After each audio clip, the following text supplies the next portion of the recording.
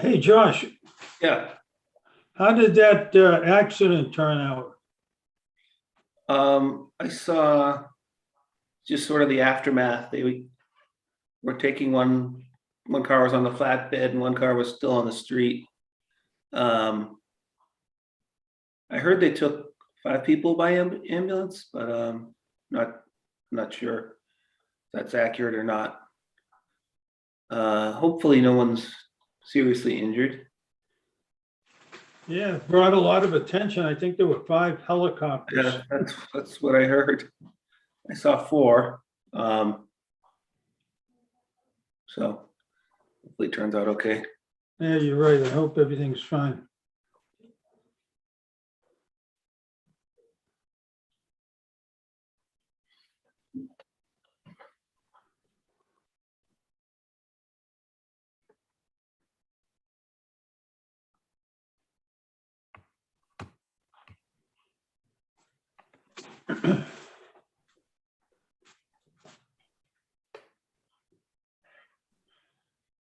I just stepped out. Did you decide to do the goals and objectives next meeting? Yes. Okay.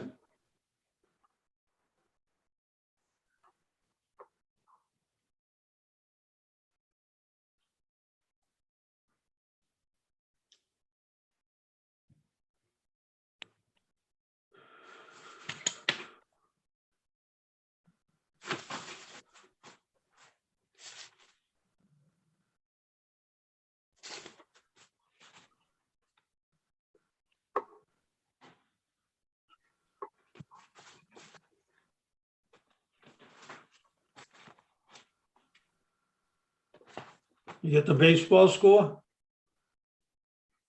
1-0. Who? Bad guys. Thanks, Mark.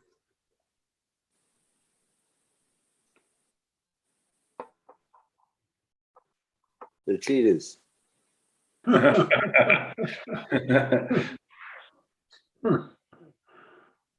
Boy, they let it go last night, and what was it, the 8th? 7 runs. Oh, really? I didn't even read about it. I don't think it was in the Globe because it was late. If any of my teams are winning after the 6th inning, I go to bed because nothing good can happen after that. Good strategy. Well, maybe we can get going. I know we'll be joined by the Board of Assessors. I see Sheila's on and David Hunt's on. I don't see Deb or John Coulon. Tony, do you know if they're going to be joining us? We can give them some time.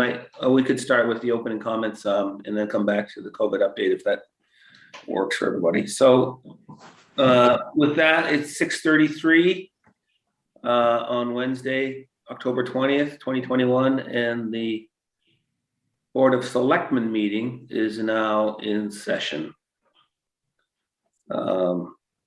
So if Deb and John are, Tony, do you think they're joining us? Or no, I don't think they're going to be joining us. I did get some update. I did get some stats from Deb to report. okay, let's do that. The data usually arrives either late Wednesday or early Thursday. So we got some updated data at 4:30 this afternoon. From October 3rd to October 16th, Nahant had 349 tests with 4 positive results. I understand from Deb that the 4 positive results are college age students that are actually not in Nahant. So I don't think we have any active cases technically in Nahant at the moment. I also got an update from John Coulon. Find it real quick here. That he just wanted to, there's really no new COVID-19 items to report from his end, but did wanted to mention that the building and fire and Board of Health have begun their annual fall inspections of our local food establishments. All right, that's good. So seems like we're holding our own on the COVID, luckily, for the time being. We are keeping close contact with the city of Lynn regarding booster shots, regarding vaccines for younger folks, and we don't have anything new to report, but we're keeping a close eye on it, and hopefully we'll be able to provide information about that soon. Do you know if there's anything new state mandates or guidelines approaching by any chance? No, nothing. I don't know of anything. I haven't heard of anything coming on, so. The only thing that might be coming up is the outdoor seating might come to an end. I think it's in about a month or so. But I think that's coming up, but nothing imminent. Yeah. Okay, if there's nothing else on that front, we can move on to opening comments. Some of the familiar ones here: the compost area is open on Wednesdays and Saturdays from 9 a.m. to 3 p.m. 2021 Nahant resident stickers are required. Visit nahant.org for acceptable materials. Leaves and other yard waste must be in biodegradable bags. No plastic bags will be accepted. Curbside leaf pickup will be offered on Mondays in the months of October and November. Leaves in biodegradable bags only. Plastic bags will not be accepted. No open barrels, no roots, no root balls or branches bigger than 4 inches in diameter. Bags must be out on the curb by 7 a.m. on those Mondays. Motor vehicle excise tax are due today, October 20th. If you have any questions, call the Treasurer Collector's Office at Town Hall.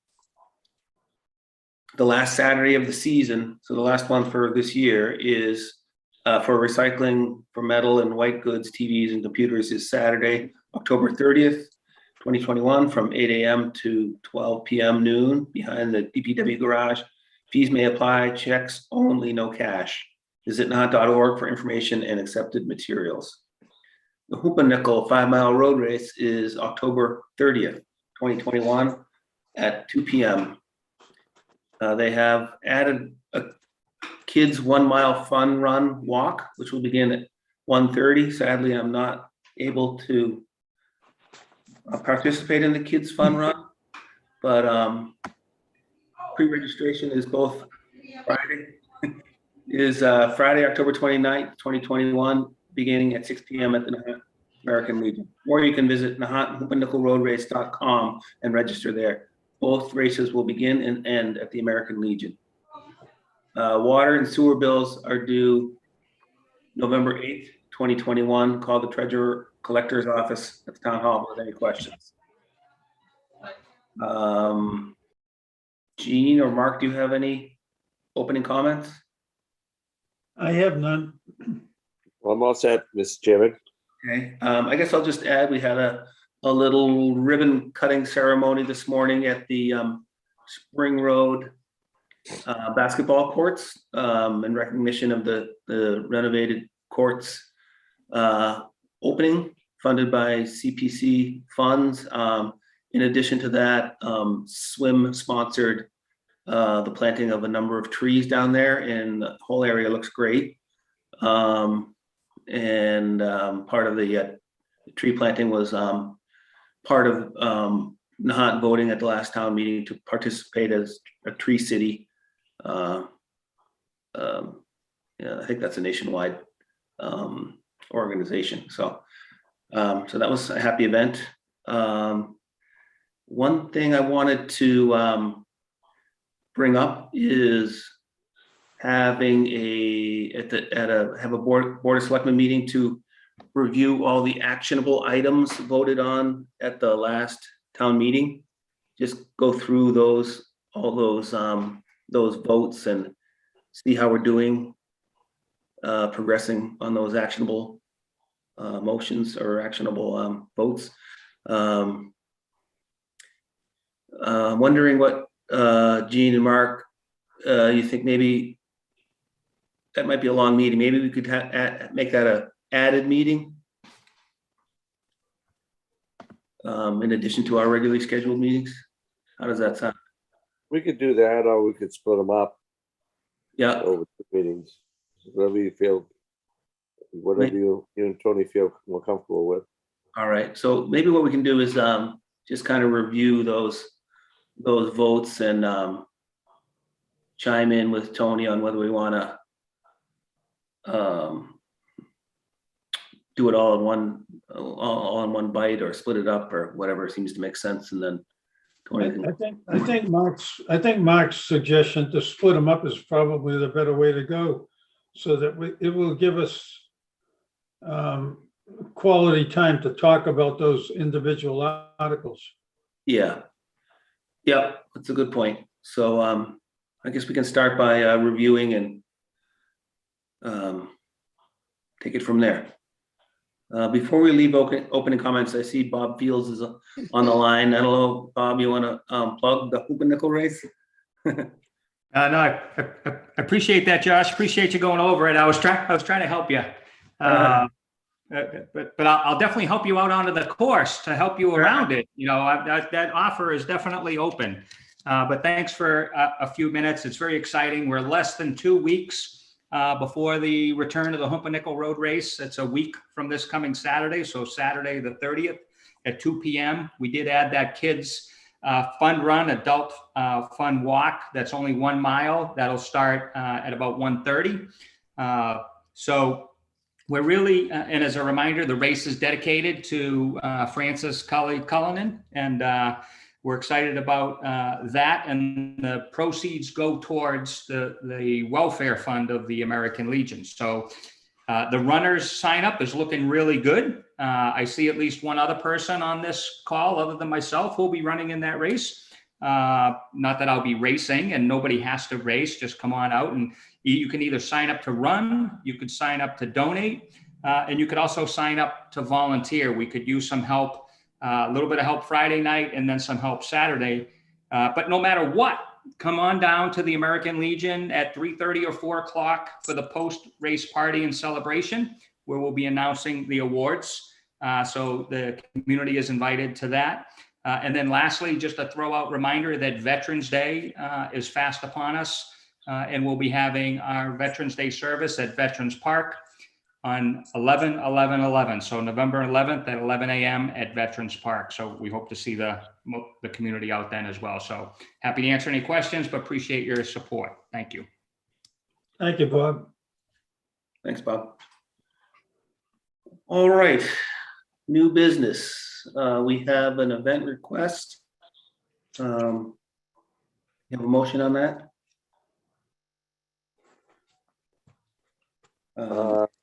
I move that the Board of Selectmen vote to approve the event request for the Johnson School Halloween Bash on Saturday, October 23rd, 2021, from 5 to 8 p.m. at the Flash Road Playground. Second, Discussion. The entire event will be outside at the Flash Road Park, and the organizer will adhere to any COVID guidelines that may be in place. I noticed this is a sort of a dance bash, including a DJ, so should be a lot of fun for the families. Any other discussion? Hearing and seeing none. All those in favor? Gene Canty, aye. Mark Cullen and I. Josh Antrim, aye. We have a vote to approve the FY21 utility liens for the trash, water, and sewer bills. I can make the move. motion. Go ahead, Gene. It appears, go ahead, Mark. I think you probably know what the fill-in is. Okay, I think it's 20,000, but I don't have the exact amount.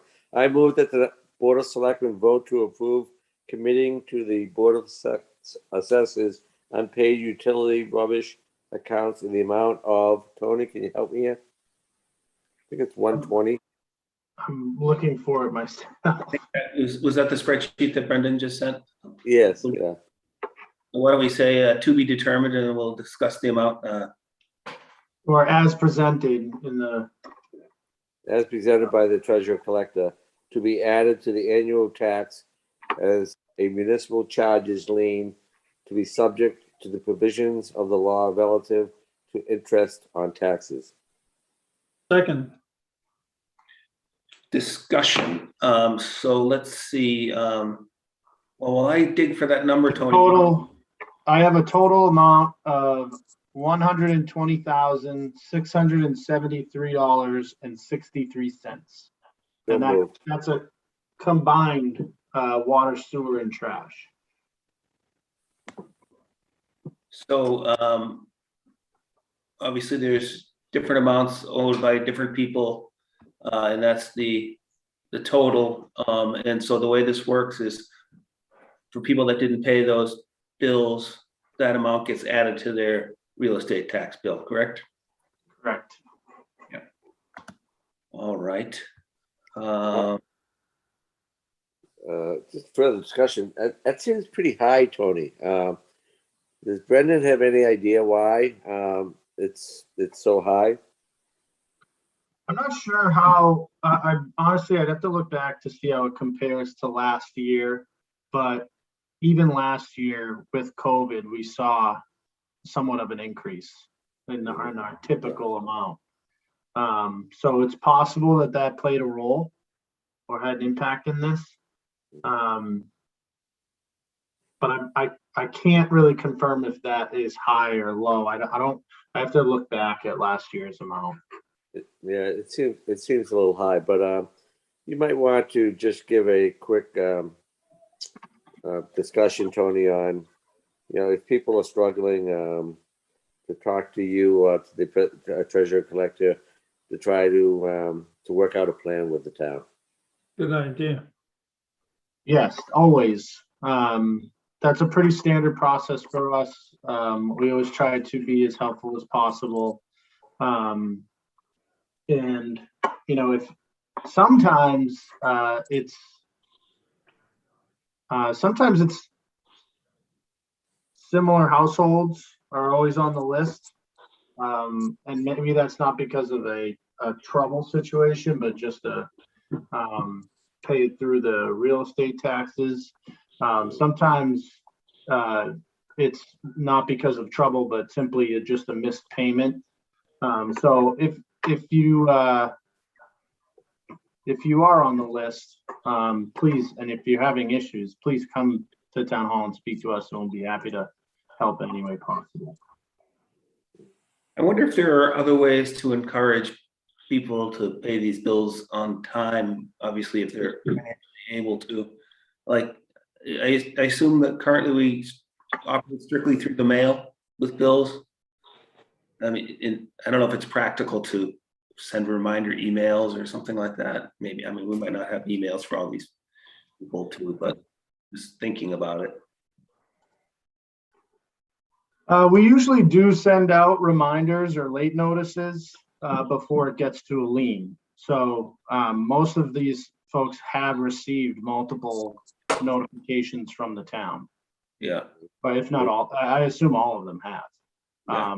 And I'm typically a lot of this list was probably longer this morning and even yesterday. A lot of people come in and settle, but we also, we have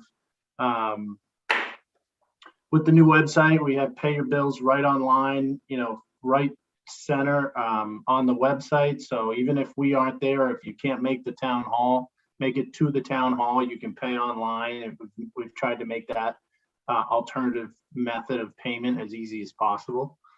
Okay,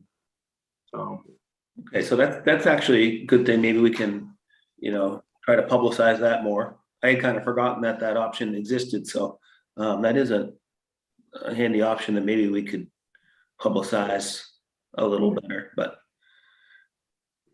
Yeah, maybe for further discussion, and I know that some of the town hall employees might be grinding their teeth if I say this, but we could consider. I know our water and sewer going to monthly billing perhaps, rather than quarterly. 3 times a year. Don't we do water and sewer 3 times a year? 3 I times. mean, in the past, 3 times a year really made sense because we didn't have electronic readings at the time. DPW had to go out and individually read every house, double check everything, and it took quite a long time. But we have the ability now to read overnight, I believe, Tony. And the problem with just 3 times a year is if you miss a payment, one of those payments, it could be $400 or $500. And then if you miss the next one, you're up to like $1,000, and it gets even more difficult. But to treat it more like a utility bill, like you were getting an electric or gas bill or something every month, might be easier on people to budget for. It would also add to our revenues in terms of interest, because we'd be, collecting the revenues earlier in the year, more during the year. So we'd probably benefit from interest earned also on that. But it's something you should look at, Tony, I think. And I don't want to put an extra burden on town hall staff and trying to get this done, but it might help the public and it might help our finances. Good idea. Our current, we've actually been we've been going through our capital planning process, as we typically do around this time of year. And, one thing that we are looking at, in the upcoming years is our water meter update. The water meters that are out there are a little over 10 years old now. Mm-hmm. And with that, we are obviously looking into updating the town's software systems as far as accounting goes, HR, and even potentially billing, and bringing those all onto the same systems that are a little bit more friendly. So I think we need to accomplish those goals first, but it is definitely a good idea. And I think that, a little bit easier for residents to get a bill every month than having it 3 times a year, and trash is just once. But yeah, I would think, I would like to, under the current system, it's so such an old software system, and it's so tedious, and there's so many checks you have to make because of the older style system that it is. It would take over our day if we did it every month right now. But under a new system, we might be able to streamline some of those procedures and actually be able to accomplish something like that. Yeah, I think there were new techniques with the new system too, Tony, that would allow residents to actually go online real time to watch their water usage, Exactly. and they could detect leaks a lot easier. I could just look at it, go online, look at my water usage for a week. If I start seeing, that I'm consuming water at 2:00 in the morning, it probably indicate that I have a leak someplace. So giving the residents that ability to check on themselves would be very helpful. How does some of our neighboring communities handle theirs? Do we know? Marblehead, Swampscott? I think it's all different. Yeah. Yeah. It depends on what kind of technology, smart meters you have out there. The meters that we have now have a transducer that's wired to your meter and attached to the outside of your house. And we drive by with a computer, and it, communicates your reading out to the computer, which then gets uploaded into our software system, which produces your bills.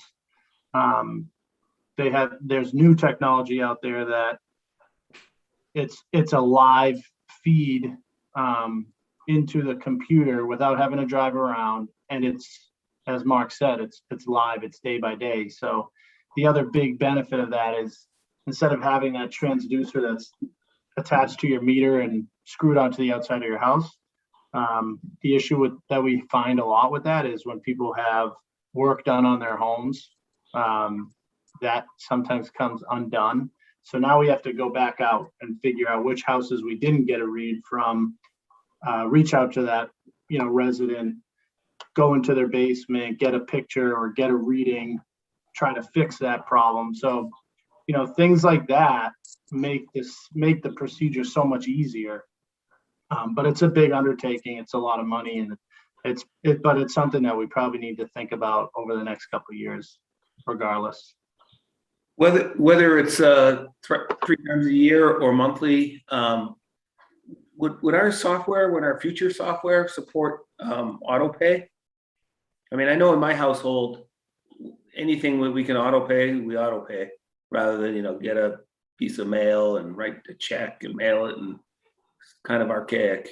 I wonder if auto pay is an option, or whether you can look into whether that's an option. Yeah, I don't know. But we definitely can look into it. Yeah, Josh, I'm just speaking for myself. I do auto pay on a number of different items. But things like my cable and my utilities, I sort of like to double check on myself rather than just get billed. Because if there is a problem, I mean, I just, if I have a water and sewer bill that's twice as large as it was last year at this time, I want to look into that. Yeah. I mean, I assume like a credit card, you can still look at what your, what your charges are and so on. But anyway. But as a town administrator, I definitely like auto pay. Yeah, I mean, that's like a lot of work, especially if you're billing out, 1,500 bills every month.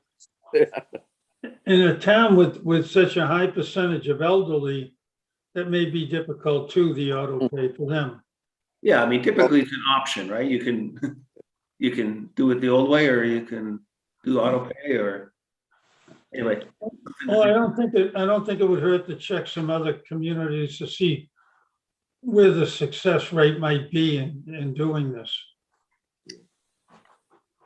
Yeah. Okay, we'll go. But Tony, I do support looking at upgrading the meters in that whole system for sure. Yeah. I'm sure you remember the process and the undertaking that it was the last time the town did it. So it's something that we're going to have to really take a look at, see what's out there, and figure out how we're going to roll that out. Did the town actually install the meters that are in your house today, or do you remember if we hired an outside firm to complete that? We hired an outside firm to do it. The meters are owned by the resident.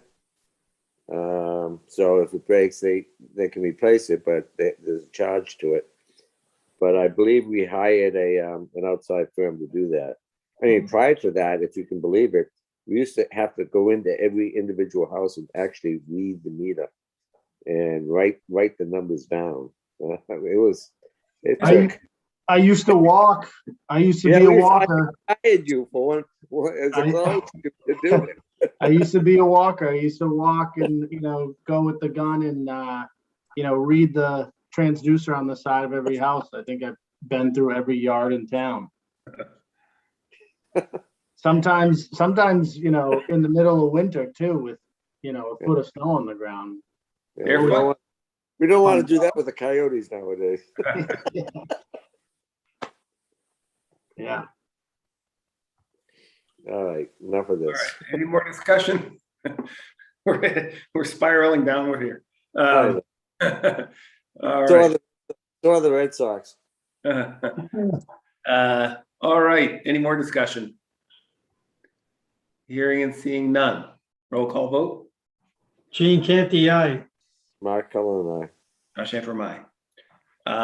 Next up is the tax classification hearing. The notice for the FY 2022 tax classification hearing was posted in the Lynn item on October 6th, 2021 and October 13th, 2021. So we need a motion to open the tax classification hearing. I move that the Board of Selectmen with the Board of Assessors open the fiscal year 2022 tax classification hearing. Mr. Chairman, the assessor should, with a majority present, open the meeting first. David, do you want to open the meeting? Sure. So I move that the Board of Assessors and the Board of Selectmen open the FY 2022 tax classification hearing. I'll second that. All in favor? David Hunt, aye. Catherine Sherber, aye. Now to the selectmen.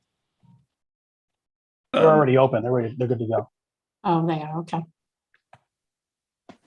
Okay, so good evening. Good evening, Josh, Chairman of the Board of Selectmen, and members Mark and Jean. The assessors are here for their annual tax rate setting process called the tax classification hearing. There is just a small difference from all the prior years, and there is a new exemption that we did not have an opportunity to look at or have ready for the annual town meeting this past May, but we will look into it for next year, and that's called the senior means tested exemption.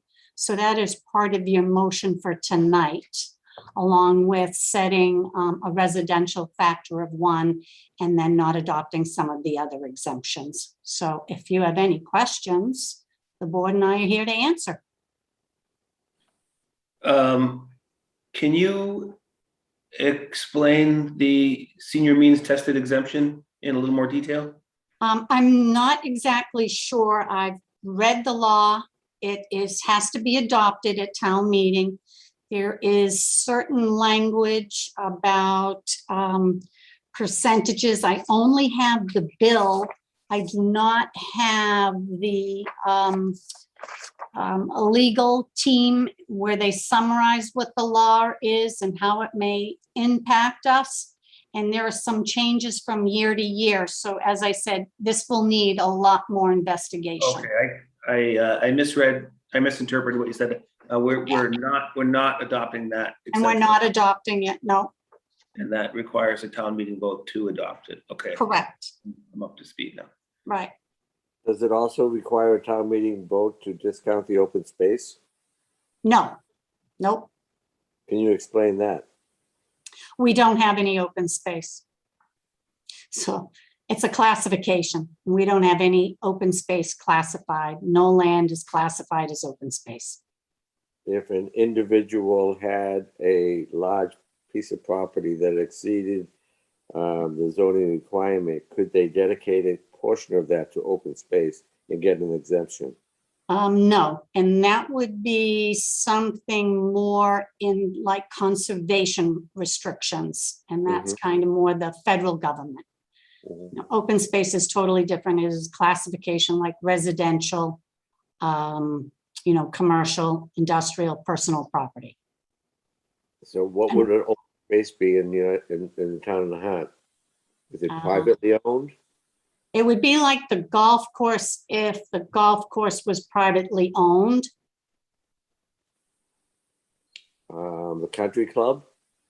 The country club is chapter land, chapter 61B, recreational land, and that's not open space. Okay. So open space, I'm just a little confused. Open space cannot be privately owned and be deferred by taxes? Yes, it can, but we do not have any open space. There is some requirements of the number of acres, et cetera, and we just don't have any of that in the town of Nahant. Could we? There's a possibility. If you want, we can look into it for next year. Yeah, I mean, I know that there's some property owners that have lots of square footage. I would imagine they'd have to maintain at least enough to meet the current zoning bylaws. But if they have in excess of that and they want to dedicate it as open space, undevelopable, and get an exemption from that, then I think it's something that I'd be interested in looking into. Yeah, okay. Yes, Mark. And then, then you would have to vote whether or not you would grant a discount to open space or not. That would be a different test. Okay. Mark, I really like that idea. It's something I've been thinking about actually, as a means for discouraging overdevelopment, because we do have such limited, not official open space, but limited space. And so maybe that could be done in conjunction with an update of the zoning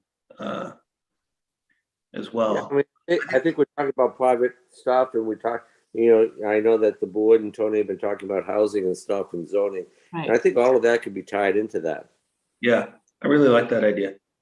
Yeah. There are properties in town in the past years that have been donated Mhm.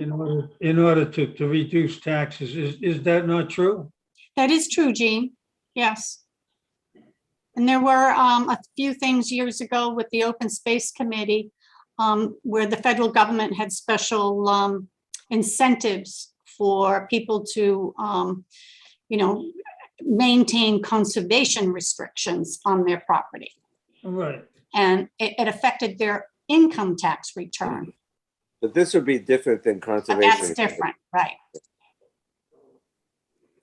It's interesting, and we should look This into would that. establish another tax rate Mhm. for properties that meet the qualifications, right? If we were to down the road, right? Well, right now, you're voting a residential a factor of 1 like you've had in the past, because residential and open space would have that tax rate. It's the commercial, industrial, and personal property that would have a different tax rate if you were to split and change or shift the taxes. Right now, it's 1 tax rate because of the classification residential factor of 1. So residential and open space would have the same, but you could grant an extra discount to open space. I understand. Right. What is a residential factor of 1? It is making sure that all classes of property are taxed at the same rate. Okay, thank you. You're welcome. Commercial and residential are the same, so. Yes, industrial and personal property. Yeah. Those are our classes. I like to really continue this conversation with the assessors over the next year and taking a look at that. I appreciate that. Okay, that'd be good. Yeah. I'll stay in touch with Tony. Okay. Okay. So I know that you have some motions in front of you. And I move that the Board of Selectmen vote to approve the residential factor of 1. Do we have to even say the rest? I Yes. will. Yes, And not to adopt the following: a residential exemption, a small commercial exemption, a senior means tested exemption, and not grant a discount for open space for fiscal year 2021-22, and that the assessors have informed the board that the excess levy capacity for the current fiscal year is calculated at $941.48. Wow. It's usually zero. it's good. It went up from last year. I'll second that. Are we, so at this point, do we open this up for, given that it's a public hearing, do we open this up for any public comment? If you would like to. Yeah, Tony, we should do that. It's a hearing with testimony. All right. So if anyone on the call would like to comment or have any questions, feel free to unmute yourself, announce your name and address, and present your question or comment.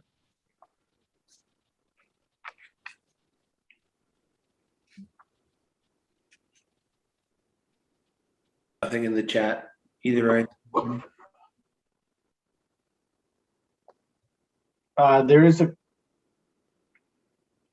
a question in the chat for the assessors. It has to do with the excise tax outside of this. I'll ask it after we complete this,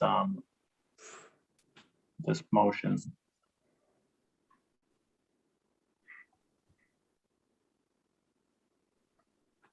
All right, so sounds like no comment or questions from the public. Any other discussion from Board of Selectmen? No. Any other comment from the Board of Assessors?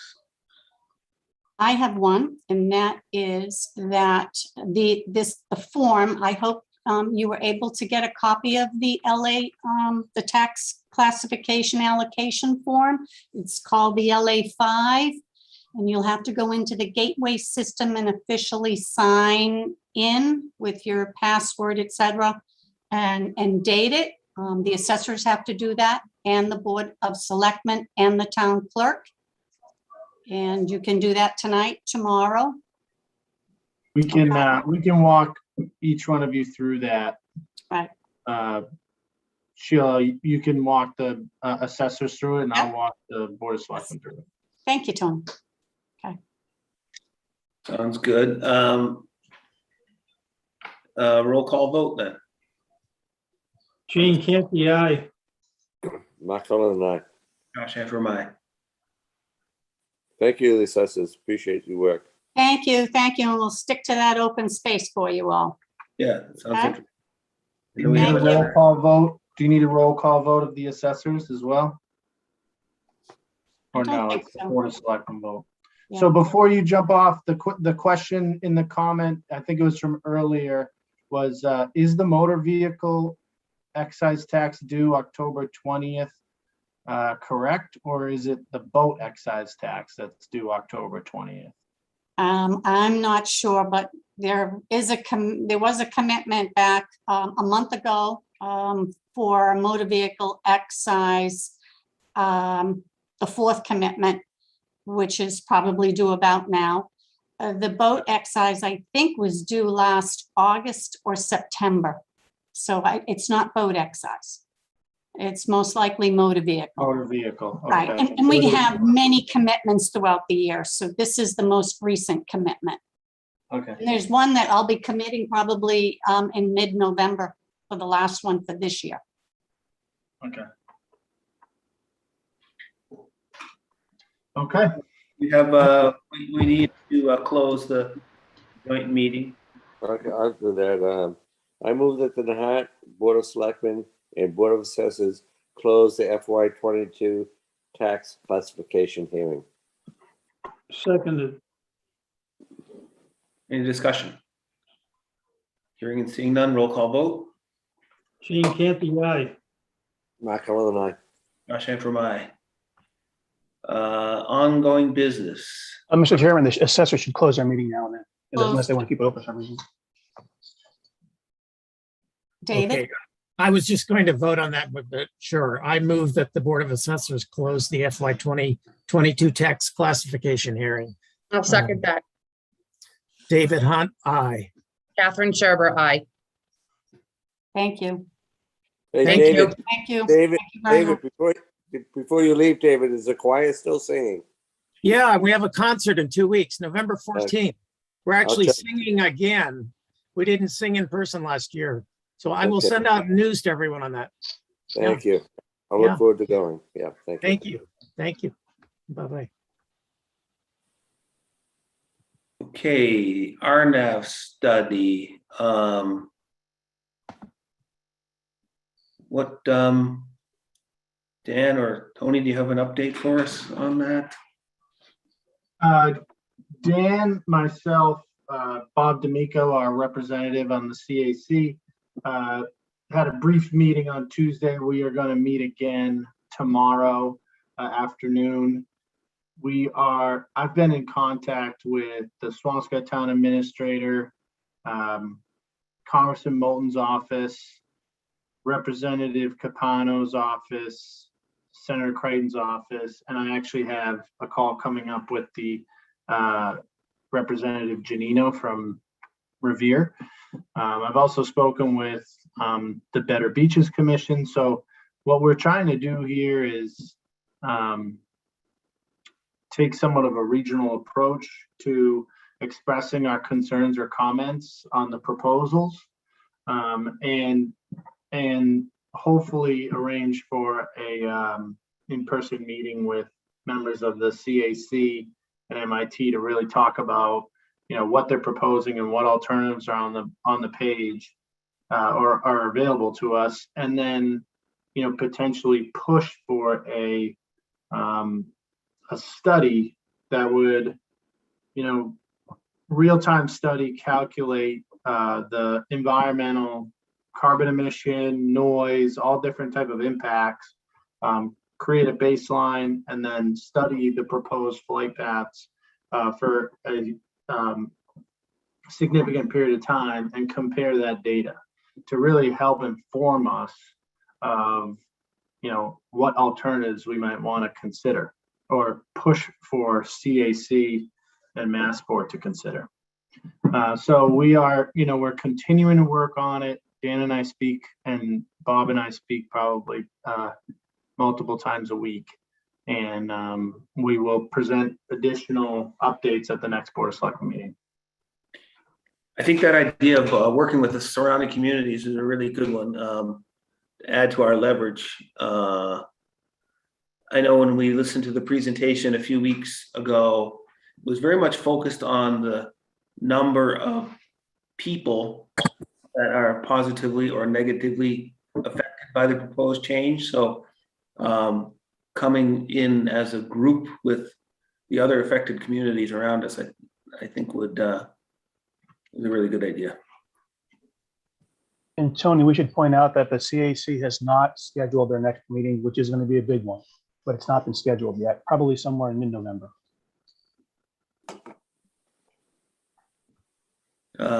We did, I don't know how many signatures we're up to on that letter. I think over 400. I can look real quick. So anybody that's hearing and hasn't yet signed that letter, the more signatures, the better. You can go on to nahant.org and search under RNAV, and you'll find the letter and a button to press to allow you to electronically sign that letter. So it's easy to do. So I'd encourage everyone. 433 signatures. Yeah, I think we can do better than that. We should do better than that. So encourage your friends and neighbors to sign that letter.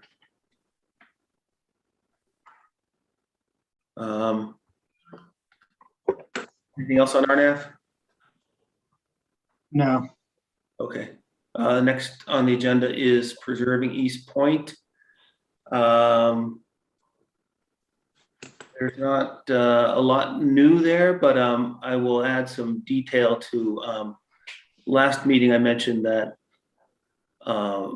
Northeastern was challenging the Concom's decision. To be more specific about that, the Conservation Commission found that Northeastern's notice of intent did not comply with our local wetlands bylaw, and therefore rejected those. And so Northeastern is suing all the individuals on the Concom. Seems to be like a strange reaction instead of submitting a plan that does conform to the law, but that's not the route they have chosen. Similarly, Northeastern submitted a site plan for review by the planning board. Planning board rejected that site plan review for a number of reasons, and Northeastern is suing all the individuals on the planning board as well. Kind of a disappointing response. Form your own opinion. I'll keep my personal opinion to myself, but that's the organization we're dealing with. I don't have anything else on that matter. Gene or Mark? Only, Josh, first, the Dan script, I mean, all of those members are indemnified, right? The planning board, the members of the board, Yes. Yeah, the Mass Tort Claims Act immunizes those folks from suit in that regard. Good. And my only comment, I do have a deposition tomorrow in Boston regarding the Article 97 lawsuit.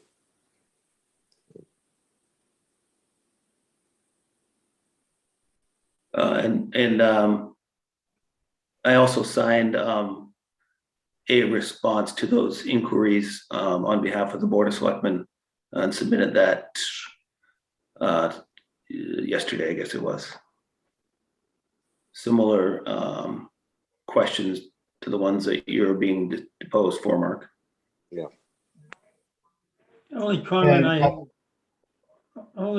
I have, Josh, is that there was an article in the Lynn item with respect to the eminent domain, the taking. It would have, clearly you would have read it and thought that the planning board initiated that action when in fact it was the Board of Selectmen. Well, actually, the town vote initiated it, Gene, but we acted on the town vote's initiative. So, but it did sort of read that way. Yeah, and I spoke briefly to Dan Berman this afternoon, and he clarified that it was really a sort of a editing and correcting typos in their decision on the site plan review. Really was not eminent domain. That's the only point I was trying to make. Yeah, so it was definitely a misleading headline at least. So. Right. So yeah, gotta dig past the headlines sometimes. I'll just add that, as far as like administratively with the Article 97 litigation reaching the point of deposition and discovery, as well as the appeals on the Concom decisions and the planning board decisions, there's a lot of administrative work collecting documents, minutes, meeting, videos, anything required by law as part of that discovery process. And that is falling on, the town clerk, myself, members of the Concom, members of the planning board. And it's a lot of administrative work. So I just want to, commend all, especially those on the Concom and the planning board, as volunteers. It's a lot of work, that's on their shoulders, especially when it comes to this administrative task that, they are volunteering their time for. So I just want to commend them and the town clerk for, all of her help in making sure that we comply with those requirements. As you look at it, both those boards, commission boards, did a fantastic job in their approach to this and their decision-making. Really strong. And I don't want to understate what Tony just said. I know that, Tony, I know you have taken the lead on this. You have been amazing, working with KP Law and the other attorneys, pulling all of the people who are involved in this together. I know it's a lot of work and it goes unseen.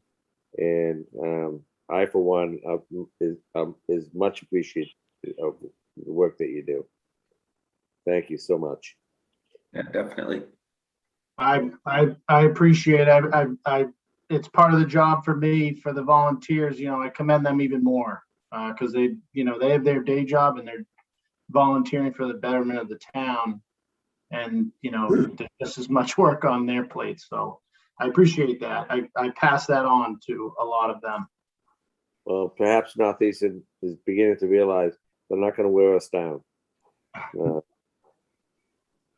We've got some dedicated people here that are going to go push this through right to the end.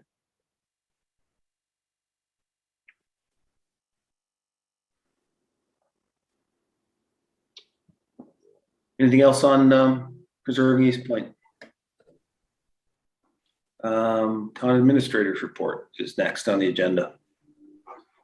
So I have a few things. We already spoke about RNAB, which is, a hot topic right now. As you mentioned, Mr. Chairman, we had a great ribbon cutting today, which, was what a beautiful day. And we got to shoot some hoops. It was great. And, that project just signifies, what can be created when you think creatively and partner with different groups and different funding sources and grant programs. And it turned out better than we all imagined. And so that was really nice, a nice time this morning, cutting the ribbon to that park and celebrating being a tree city. We also, in the last 2 weekends have had great community events. 2 weekends ago with the farmers market on Flash Road, we must have had over 200 people attend. We had about 18 or so vendors, all of which responded with unbelievable, overwhelming compliments about how well organized and attended it was. Many vendors that participate in farmers markets in other towns commented on what nice people we are in Nahant and how what a great event it was. And so there was a lot of positive feedback, and it was definitely a success. Unfortunately, we didn't have any food there, and it was tough to get actual farmers there with staffing issues and whatnot late in the season. But we definitely plan to do more of that next summer. And this past weekend, police and fire had a charity softball game down Lowlands. There was, probably 75 or so people there. Fire ended up taking the trophy pretty handedly. So police are already, having double sessions to gain it back from them to train. But, at the end of the day, they raised somewhere close to $9,000 sold out of every t-shirt,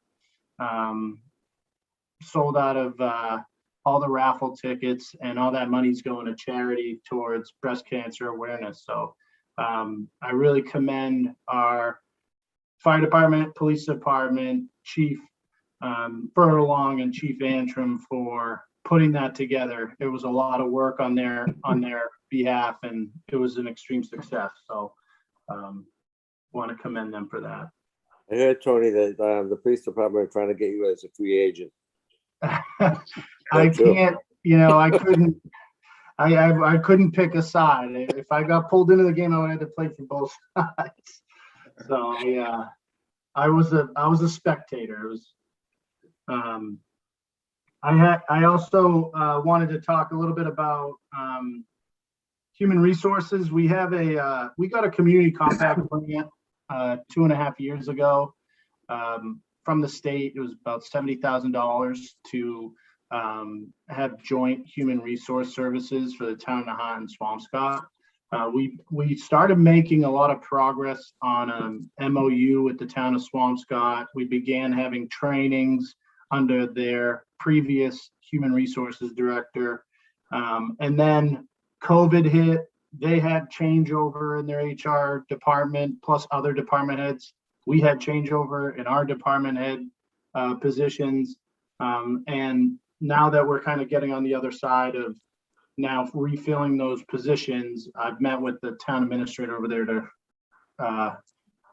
bring those conversations back up. And we are, actively looking into what the next step might be as far as potentially, bringing in an outside firm to take a look at our HR services, practices, procedures, and provide some, best practices recommendations to implement. So that is also on the horizon. We had a technical meeting today with MEMA regarding a statement of interests that we submitted to the BRIC, the Better Resilient Infrastructure Program with the federal government. We submitted 2 statement of interests, one regarding drainage in the lowlands area, the other regarding the Short Beach Dune resiliency project.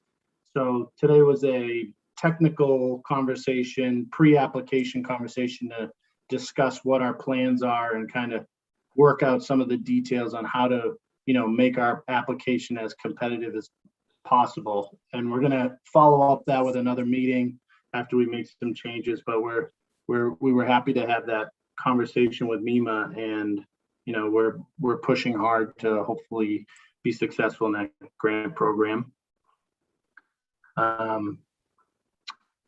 We have an updated schedule.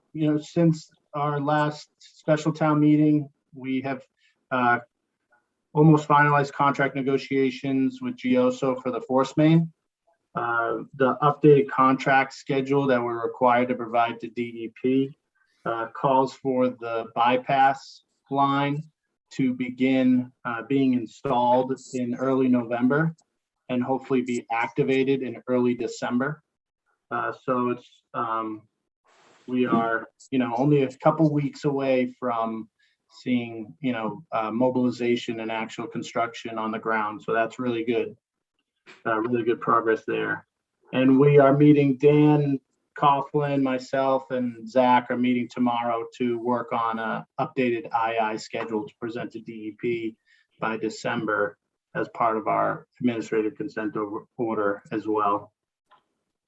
And then lastly, I just wanted to provide you an update that we've received a draft estimate for a scope of services from Stantec regarding the sign audit. And a schedule, and they've actually took it a step further and offered to include in the study an update to our sidewalk and ramp schedule. I think that's something that you had started, Mark, as town administrator. We just got it today. I'm going to speak with them tomorrow or Friday to really figure out the details of what that study is going to look like, and hopefully we'll be able to put that in motion, pay for it with Chapter 90 funds, and they would have a completed process by February, which would be perfect for us should we want to take any of the capital infrastructure upgrade recommendations from the study and implement that into the upcoming budget. So That's great, Tony. So is Stantec doing a pavement management plan now? Yes, and it's only about 3 years old. We're in the 3rd year. So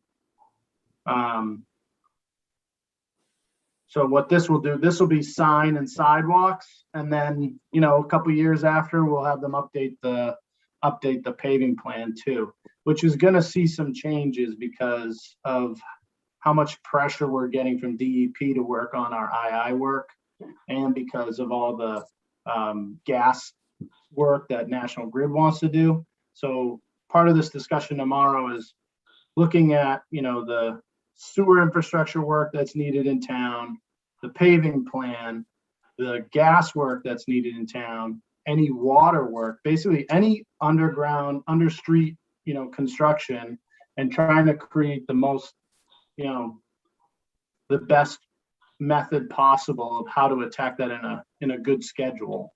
And soon we'll be able to implement sidewalks as part of that program too.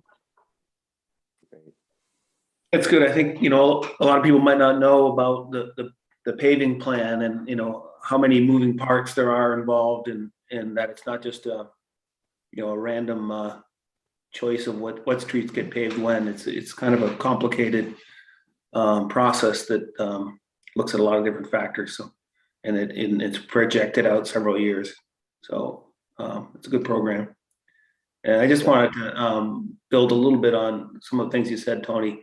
I think it's personally, I'll be really relieved to see the work finally actually start on that sewer main along the Linway. It's been a long time coming, and I wanted to thank all the people that came out to the special town meeting and voted unanimously in support of that project. You know, as we all know, so important for Nahant. And again, on your recap of all the exciting community events that have taken place recently, I mean, to me, and I think to all of us, it feels really nice. And maybe it's partly coming out from the cloud of COVID a little bit, you know, the wall that heals, and the family movie nights, and the farmers market, and the sailing program event at the wharf during the summer, the Humpa coming up, the softball game last weekend. It really feels like the community is coming alive in a really positive way. So really happy to see that taking place. Good point, Tony. I mean, Josh and Tony, but thanks for getting all that stuff together, because it helps the community a lot. And I agree with Josh 100%. I would suggest on the pavement management plan and that type of stuff, once you get it together, to put it out of line so that people can take a look at it when they expect their street or sidewalk that might get paved, what year. It's a really good opportunity. It's a tool that really takes the politics out of things. And, you know, it's done by professionals, and your street will be paved when the schedule calls for it to be paved, your sidewalk. And I think that's a great thing to do. The paving plan is on our website. If you want to go on there, just search paving on nahant.org in the search bar. The paving plan is up there now. And yeah, definitely when we have the sidewalk and sign plan put together, we'll upload that as well. As I mentioned, you know, some of the paving plan has been bumped around because of work that National Grid came in to do. Like, for instance, Nahant Road from Pond Street all the way to Spring wasn't on, you know, the plan for this year, but National Grid just, you know, replaced the huge main on that, and so that'll be paved in the spring. So it gets kind of bumped up because of that work, but for the most part, that plan's pretty accurate. So yeah, definitely take a look.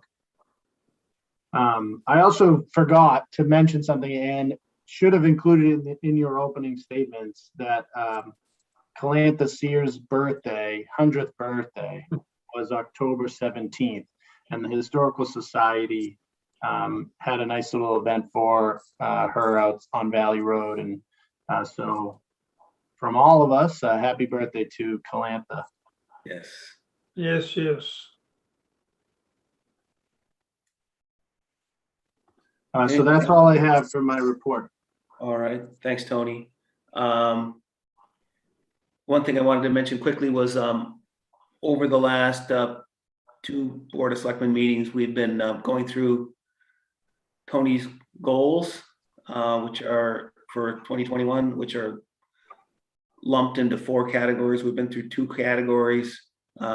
We are deferring that discussion tonight to the next town meeting. Board of Selectmen meeting. And another thing that we've been starting to look at is the issue of affordable housing, and just beginning to think about how Nahant can comply or get a housing production plan in place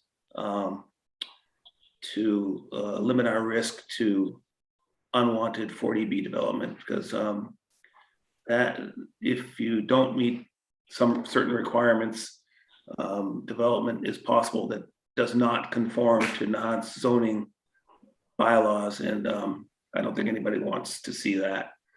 So we're beginning to work on that. That's all.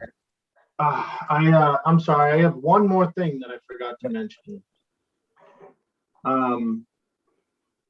November 17th is a virtual public meeting held by MassDOT regarding the Northern Strand extension, which is the bike path that this last leg of the bike path goes from Market Basket through Lynn, eventually finding its way onto the Carroll Parkway, down to the Rotary and out to the beach.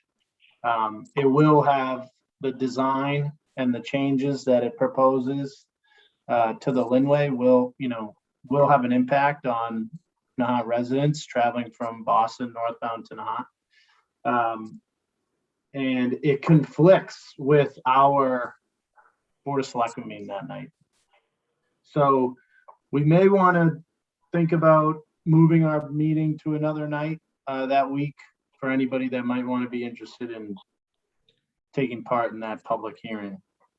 I would like to move the selectmen's meeting so that I'd be interested in attending that meeting personally. Likewise.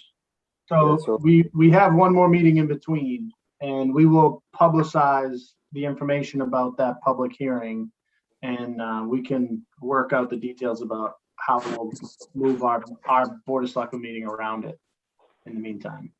Great. Sounds good. Okay, so we're talking about a potential impact to the right-hand lane coming into Nahant, right, Tony? Correct. So A lane reduction, right? yeah, so the DCR's master plan for the Linway actually reduces the entire Linway down to 2 lanes and creates 2 dedicated bus lanes and bike lanes, basically extending your 2-lane roadway from the GE bridge all the way down to the Rotary, instead of it, expanding into 3 for the Linway portion. And part of this isn't DCR's master plan that's being reviewed at this meeting, but I just wanted to, explain that that's somewhat linked to this, because this Northern Strand bike lane design feeds into that master plan, and it would reduce the number of lanes on the Parkway from downtown Lynn to, from the community center, community college to the Rotary down to 2 lanes, and add a bike lane and potentially a bus lane. So it definitely has an impact on, that far right lane that mostly Nahant residents use to hit the dedicated right-hand lane on the Rotary to come to Nahant. Is the bike lane incorporated into the bus lane? 2 separate dedicated lanes. Wow. Do you happen to know where people can get a look at that plan, Tony? What we'll do is we'll get a copy of it and all the materials that we received from DOT and put it on the website under our community tab, as well as the information about the public hearing. Yeah, that'd be good. Yeah, I know, Tony, that you and me and Dan Behrman, chair of the planning board, had a discussion last year about this. And we're going to do some follow-up on it. There may be available. I think I would encourage everybody to try to get it. I support the C2C bike ride. Well, ride my bike from Charlestown place. I think it has a lot of consequences for the town. And hopefully there's some options that might be available. Yeah, I agree. I understand the concept of if you keep it 2 lanes all the way from GE to the Rotary, it creates a safer, the Linway for pedestrians and bicycle traffic is pretty dangerous.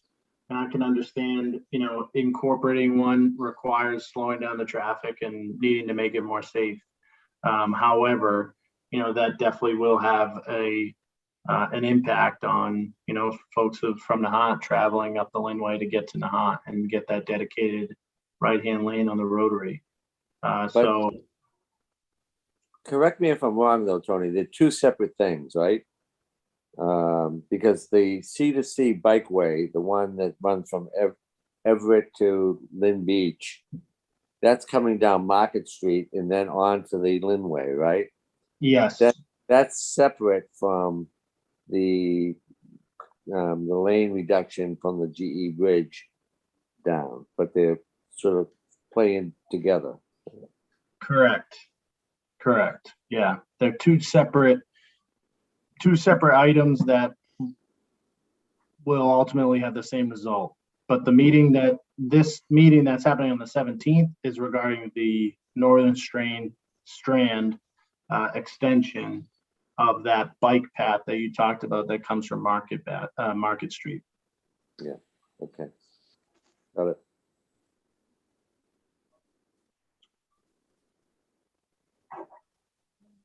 So, yeah, we have some new proposals regarding traffic patterns on the ground and in the air that are, taking up a lot of time and, obviously a major issue, both major issues that we want to keep an eye on and participate in those public processes. So. It would be great if they coming off the bridge and the C2C bikeway, if they could somehow utilize the harbor walk as a bike path. That could help a lot, I think. To keep that bike path on the harbor. I'm not sure. Well, we'll talk about it at the meeting. Yeah. All right, it's time for citizens forum. So anybody that has a question or comment can unmute themselves. If you can't do that, you can enter something in the chat. Did we pass over on the Coast Guard housing? You have, I thought, Didn't have that on the, did it make the agenda? yeah, but it's under town. I sort of read it as being under town administrator's report, so I didn't know if you had anything to say on that. I know Dan and I have been, communicating with Hayes Engineering, which is the consultant hired by the town to create the subdivision plan per the vote of town meeting. And the next step for that is for that to be submitted to the planning board. Dan, do you want to add your latest? Yeah, we're making good progress. The biggest hurdle at this moment was getting that 12-foot strip that was in question based on the former takings and the give backs between the federal government and the Nahant going back, 50, 60 years. So they'll have to question, that was discussed at town meeting as to whether that strip was actually given back to the town during one of those give backs. And we got that issue resolved. And in your packet is a draft confirmatory deed that we expect to have signed and filed next week, which paves the way to the planning board for an A&R and a stormwater permit.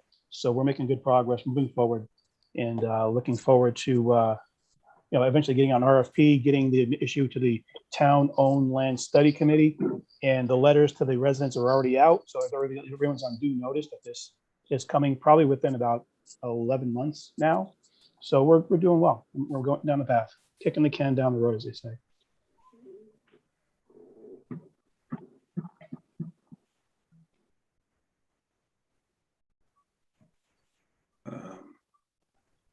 There was also the, did we discuss the Council of Aging job posting, Tony? I don't remember. That would have been in your opening comments. Did we miss that? I might have missed it, sorry. So Linda Peterson, who actually was retiring in the middle of the year, decided to stick around to the end of the year as we were coming out of COVID and see that the programs get back up and running as they did prior to COVID. So we got an extra wonderful 6 months out of Linda, but she will be leaving at the end of the year. So we have posted her position on the website. All right, thanks. If you go to nahant.org, on the left side, there's employment opportunities. That's where it's posted, and all the information about the job and how to apply is listed there. All right, thanks. All right, now I think we're ready for citizens.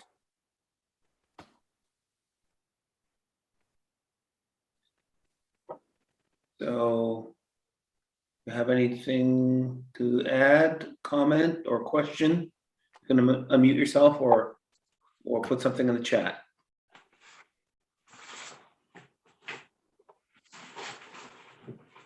So first comment in the chat is from Shannon. Shannon, would you like to unmute yourself, announce your name and address and your question?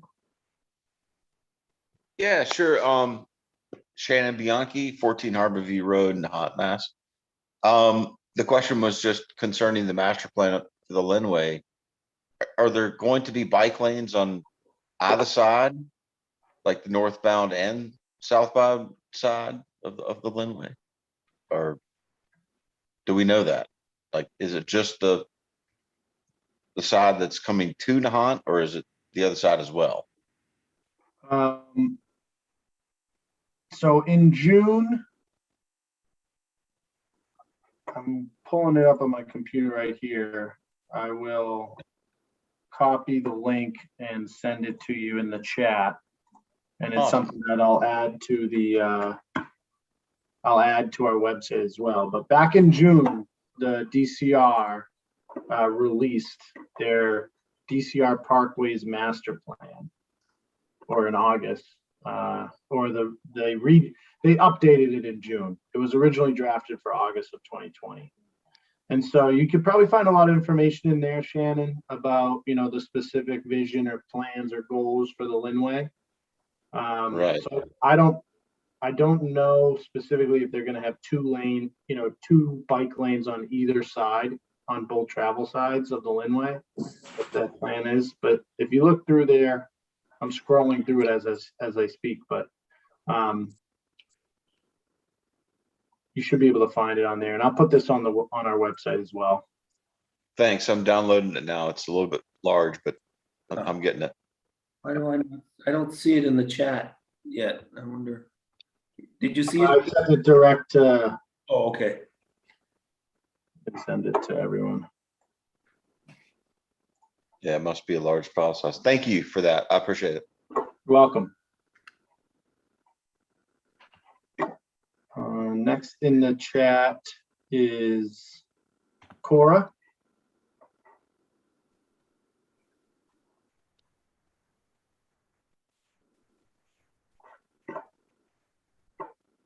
Are you able to unmute yourself, Cora?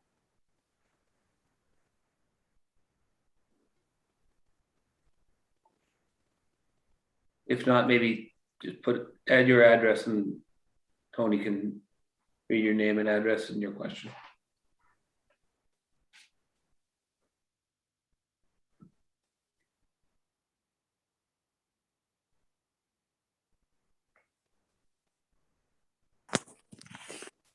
Oh, there it goes.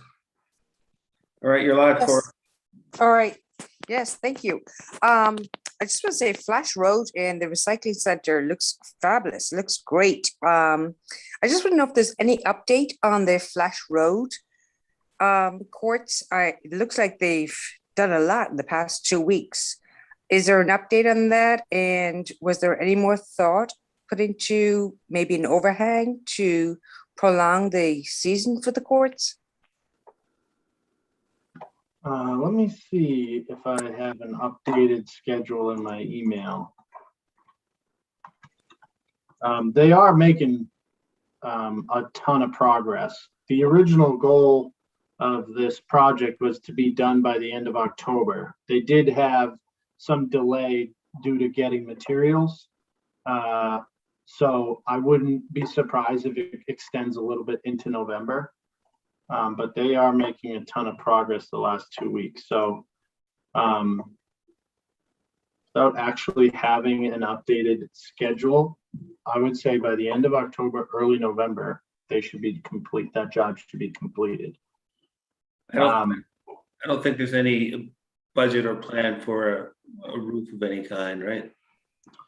No, there's no, the budget that was approved by town meeting was for the project that, you know, they're working on now. And the idea of a potential roof or overhang, you know, came later. So it's not included in the scope of this work. Okay, is there an appetite out there for some fundraising to be done so that the funds are available and possible that there maybe could be an overhang? Is that a possibility? Yeah, Yeah. always. Go ahead, Mr. I Chairman. was just gonna add that, you know, you could put in a CPC grant application. You know, it's a competitive process, but if that moved to the head of the class, so to speak, it could be put forth at the next town meeting. Perfect. Yeah, that sounds good. Anybody can do that, including you or me. All right, sounds good. And again, good job. The basketball court at the recycling center looks fantastic, and town is looking better and better. Good job, Tony, and good job to the volunteers that's keeping you on your toes to getting everything done on time. Thanks, guys. Thank you, Cora. Thank you. That's all I have in the chat. If there's anyone else on the call that wants to unmute and ask a question or provide a comment, you may do so now.